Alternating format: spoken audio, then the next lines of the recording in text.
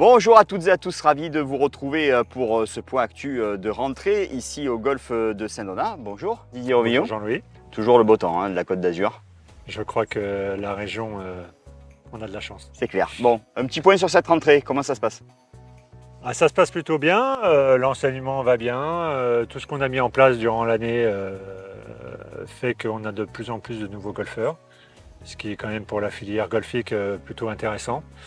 Les pros sont assez contents, on en a quand même entre 8 et 9, donc ça fait quand même beaucoup d'enseignants pour un golf. Ils travaillent bien, toujours Benoît de Colombier qui est là avec ses joueurs professionnels. Félicitations à Antoine, mais surtout à Adrien pour cette année exceptionnelle. Je pense que l'année prochaine, il sera sûr aux États-Unis. Je ne pense pas qu'il puisse sortir. Donc oui. Voilà, on souhaite une bonne fin de saison à David aussi, que ça se passe pour le mieux. Donc toujours pareil, cette filière d'enseignement entre les débutants, l'école de golf où c'est encore une très bonne année, mais je pense qu'on aura plus d'informations avec Philippe Larvaron. Et puis les adultes qui, cette année aussi, sont nombreux. Donc, de nouveaux golfeurs, c'est toujours bien pour l'activité. Comme le disait Didier, vous retrouverez, à part de ce point actu, en plus de ce point actu, une interview complète de Philippe Larvaron, le responsable de la Saint-Donat Golf Academy, qui reviendra sur les bons scores de l'école de golf, parce que plus 16%, comme nous disait Philippe. C'est ça. Rappelons qu'il n'y a même pas 300 abonnés au golf de Saint-Donat. Donc ça fait quand même une grosse progression. Oui, on a le travail qu'on fournit depuis des années sur le développement entre la fédération et le golf commence à payer. Donc c'est plutôt bien, la moyenne nationale doit être entre 1 et 2, donc 16% c'est bien. Avec aussi le soutien d'Aurélien Didier et toute son équipe, la Fédération Française de Golf, avec le pacte fédéral qui vous accompagne aussi pour avoir un maximum de statistiques. Oui, c'est ça. Grâce à eux, on gère beaucoup mieux nos passages, nos clients, on sait d'où ils viennent, on sait depuis combien de temps ils jouent, s'ils ont joué avant dans tour de golf. Donc c'est quand même important de bien connaître son milieu.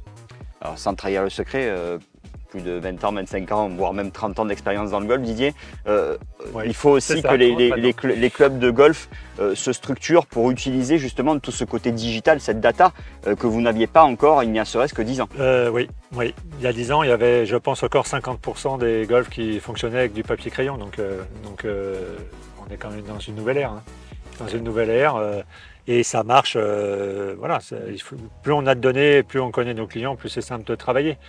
Un mot aussi sur les parcours, le compact, le 18, toujours parfaitement entretenu. Peut-être des modifications cette année, comment ça se passe Alors effectivement, une année qui s'est passée plutôt correctement, même si on a quand même une restriction dans la région de 60% d'économie d'eau depuis le début du mois d'août, donc c'est quand même compliqué à gérer. Après, depuis 2-3 ans, on change un peu la flore des fairways, donc ça nous aide. Cette année, on a semé beaucoup plus tôt. Par rapport à l'année dernière, on a semé le 15 août et le gazon a mieux pris cette année que l'année dernière, donc c'est encore mieux pour l'année prochaine. Plus il y en a qui prend, c'est une économie d'eau, une économie de phytosanitaire, donc il faut avancer aussi de ce côté-là. On n'arrose pratiquement plus du tout les roughs, plus du tout le practice, le compact plus que les greens et même pas les départs, donc ça nous a demandé de faire des départs synthétiques sur le compact. On avance aussi avec les contraintes qu'on a. Avec aussi justement par rapport à ces contraintes, un vrai partenariat avec l'agence de l'eau au niveau départemental. On avait parlé justement de cet ensemencement avec la grosse tisse sur les fairways. Oui. Est-ce qu'il y a un point d'étape un peu à faire, des retours par rapport à ça? Chaque année, plus on nous coupe l'eau tôt, plus le gazon meurt. Donc on est obligé de ressemer pour que ça puisse repartir. Donc ça, c'est l'inconvénient. Et en même temps, là, on a eu de l'eau jusqu'à des restrictions, mais petites, jusqu'à fin juillet. Avec le changement de gazon, ça nous a permis de gérer ces économies d'eau sans aucun problème. Le parcours était très bien. Pendant le programme, le parcours était superbe. L'herbe était bien verte, dense sur les fairways. C'est ce qu'on demande. Et après, quand les restrictions sont plus importantes, 60%, on ne peut pas faire grand-chose. Après, on gère le mieux possible en coupant un coup les greens, en arrosant que le fairway, en mettant un peu moins d'eau sur les fairways pendant 2-3 jours. On navigue à vue de jour en jour. Alors après, les nuits sont un peu plus longues.